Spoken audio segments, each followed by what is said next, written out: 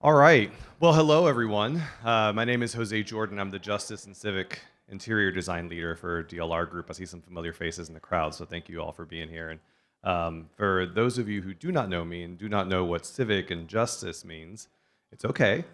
It's got a little bit of a new term. I get a lot of folks that come up to me and Jose, what is justice design? And honestly, it's one of those things where I think it can be interpreted many different ways. Some people might say it's a lot of concrete block. Well, it's not. What I have scrolling behind me here on the screens, if you get a glance at those, is real justice design. And I wanted to show you all so that you get a feel for kind of what it can look like, not what you think it looks like. Because the reality is I love design. And the reason I love design is because I love experiences. The way you walk in a park, the way the wind blows and you feel the heat of the sun, maybe the cool breeze. When you walk into a restaurant and the food smells amazing, the aromas hit you, the noise, the chatter, all of that kind of creates a lively experience that makes you realize, I'm very happy to be here. I'm excited. I can't wait for more. Some experiences are not always the liveliest. But let me tell you a little bit about how I think this all works. And this is coming based on a lot of experience that I've noticed. You can find it here at NeoCon. You can find it as you move around a city. When you move through spaces, the reality is your body is responding to your surroundings. It's responding to the environment that you're in. And that's what creates the experience. Whether we go to a theme park or restaurant or a phenomenal showroom here at NeoCon, you are responding to everything around you. So for those of you here, maybe you all can indulge me here for just 1 second. I'd love to try something fun. If you have something in your hands, maybe you can pop it on your seat. You can put it on the floor. I'd love for you to be with me here in this space just for a second. And I want you to possibly close your eyes. If you don't feel comfortable closing your eyes, maybe just fix your gaze on something off to the side. And just be here in this moment. What do you hear? What do you feel? Maybe take your hands and grab the arms of your chair. Is it comfortable? Is it cold?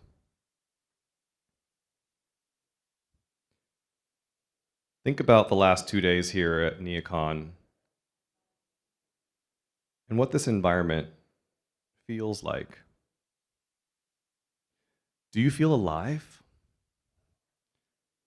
Or do you feel overwhelmed?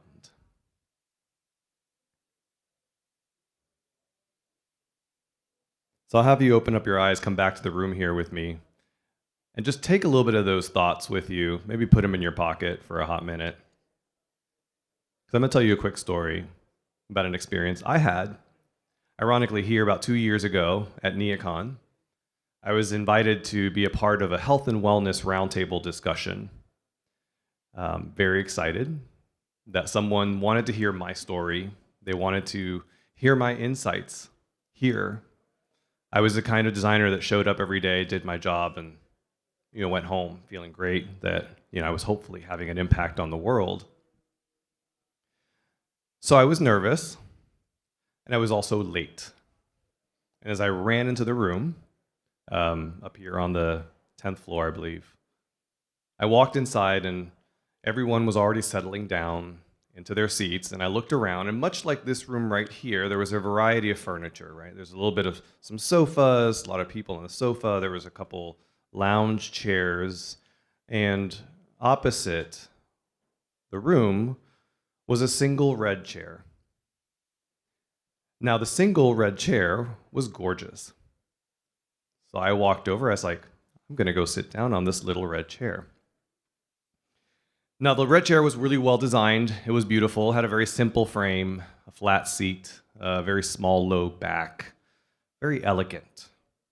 And I said, wow, here I am, sharing my story and my insights on this beautiful red chair. And I felt so confident, and I was super excited that I looked great. Not only was it cool to be sitting on this chair, but it also matched my red velvet loafers that I was wearing, so I thought I looked pretty fly, I'm not gonna lie. And then about 15 minutes passed and I realized, I'm very uncomfortable in this little red chair. And as the conversations flowed, I realized I can't get comfortable in this red chair. I was distracted. I was getting anxious, and I couldn't engage in the conversations. I had lost my confidence. I did not feel secure in myself at that moment to be there for all the reasons that everyone hoped I would be. So let me ask you this. What makes you feel secure? Is it your confidence? Maybe it's someone close to you that you trust in. Maybe it's the feeling of safety. Maybe it's your autonomy, the ability for you to choose what you do, how you do it. And think about that. Because the reality is 70% of adults, studies have found, will suffer some traumatic experience in your life. Now, these are the moments that compromise our safety. They're the moments that steal our confidence and at times own our autonomy. And that can be scary.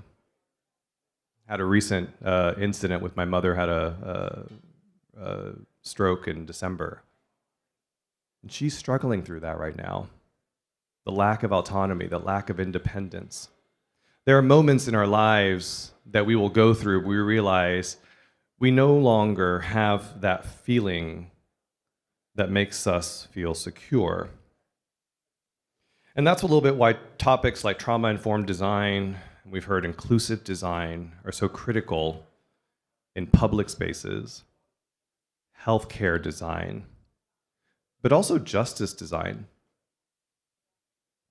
When you think about that, justice-related spaces like courthouses, law enforcement, detention facilities, are all kind of filled with that collective trauma that we all bring from our past, and yet they shape our future.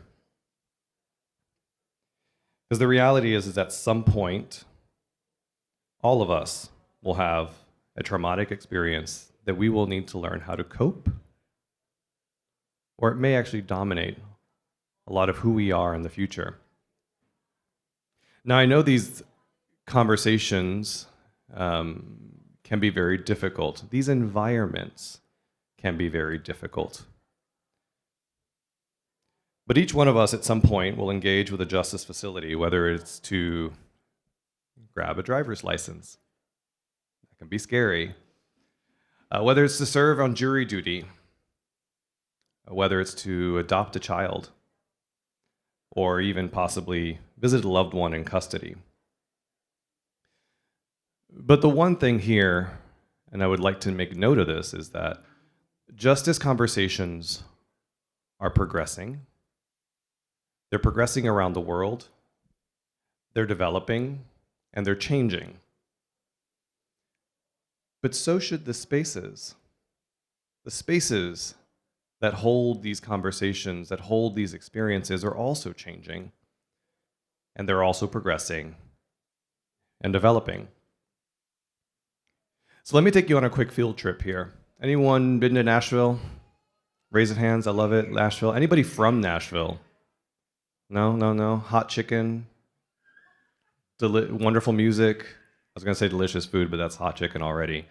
Nashville is such a booming city. There's so much development. A lot of us probably know someone that's moving there already.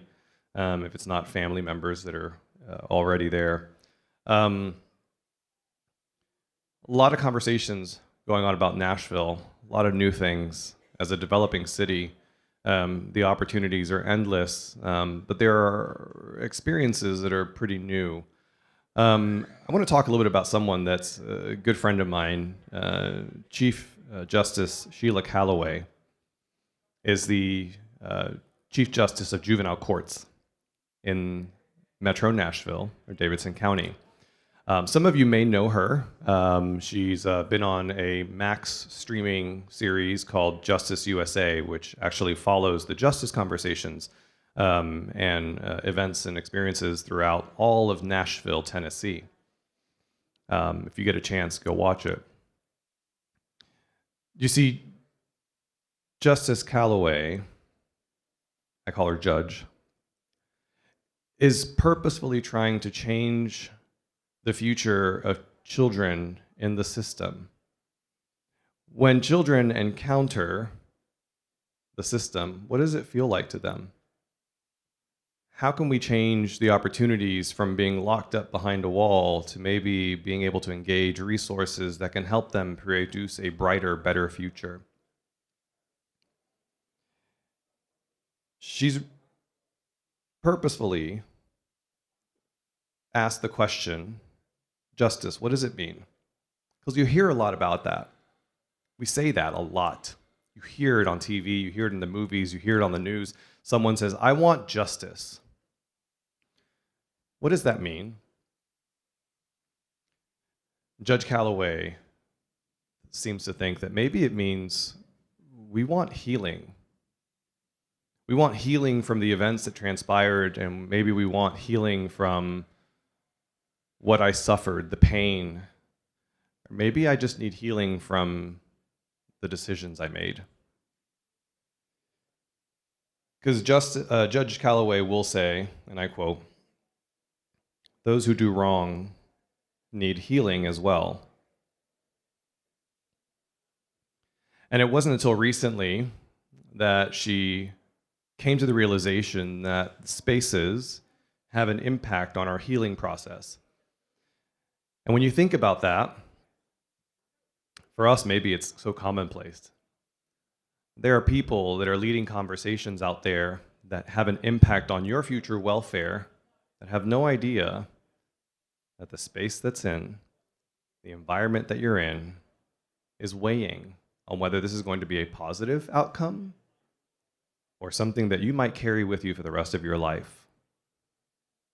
A recent parent of a youth in custody came up to the judge and said, this whole process has been a lot, and walking in this building is depressing. And for someone like Judge Calloway, who is progressing the conversations on the future of justice for children, thinking that every day she walks into this building and she knows that she can have a positive impact on the future of someone's life, to be told that the place you call home every day, that you do this great, wonderful stuff, is depressing. Now, the juvenile court program in Nashville has outgrown. It's an older building. It's been scattered across Nashville. And so what happens is now families and youth in the system navigating, trying to find the resources that they need, have to travel miles to get to where they need resources. They need counseling. They need to get paperwork done. They need to go see their child. That sounds like more stress, more trauma, but not healing. Now, what do healing spaces look like? They look like this.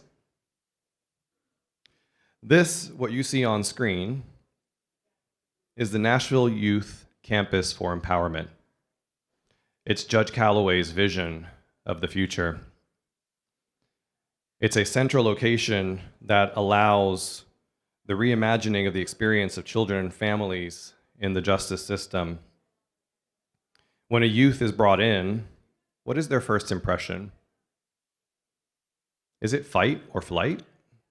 When a parent comes looking for resources, Are they lost in a maze of hallways with no way to get out? You see here, we have family services and learning programs in a residentially scaled building just on the edge of campus for parents who are looking to be better parents.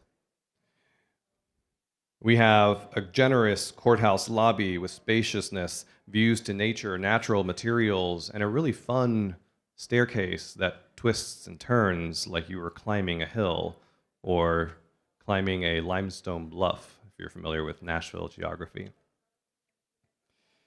Corridors have soft furnishings that line the windows where families can take a look back to nature if they need to check out. Any of you found yourself doing that one day, maybe just kind of sitting by a window and staring out? Because that is healing. Courtrooms have clerestory windows where you can see the daylight and the clouds move so your circadian rhythm is in check. There's a constellation ceiling in the courtroom for that 3 or 4-year-old that can't handle the situation or the conversations. Now they look up at the stars and maybe they might find something familiar, like a lion. On the pretrial detention side, this is the first encounter that a lot of young kids actually have with the justice system.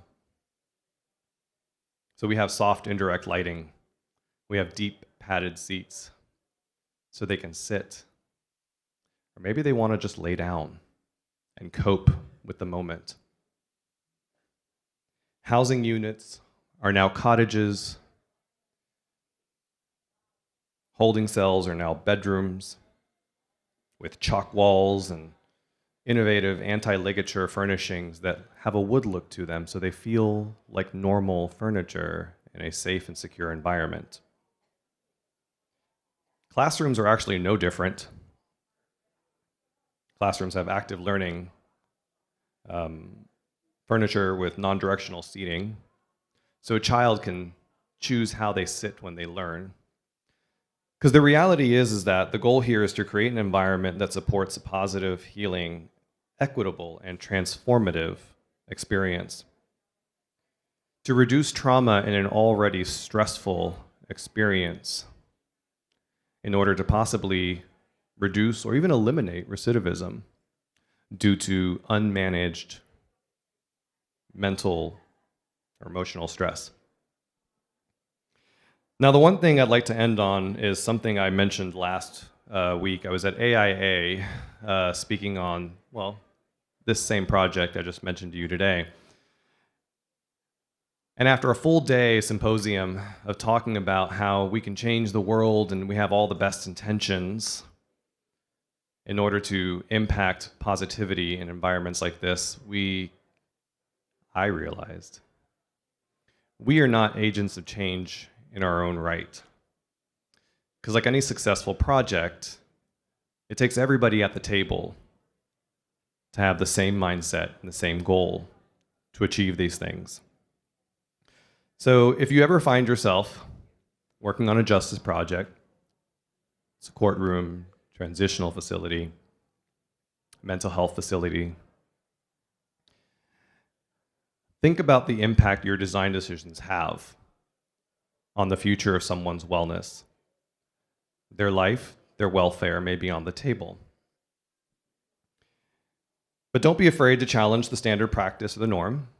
I do it all the time. Because you all have experiences and skill sets that you're bringing to the table that can really be leveraged to create something new and different that truly can be a positive experience for someone's future. And don't be distracted by the little red chair that I mentioned earlier, but go beyond the aesthetics to the beauty of design that is healing, equitable, and possibly even transformative for someone's future. Thank you.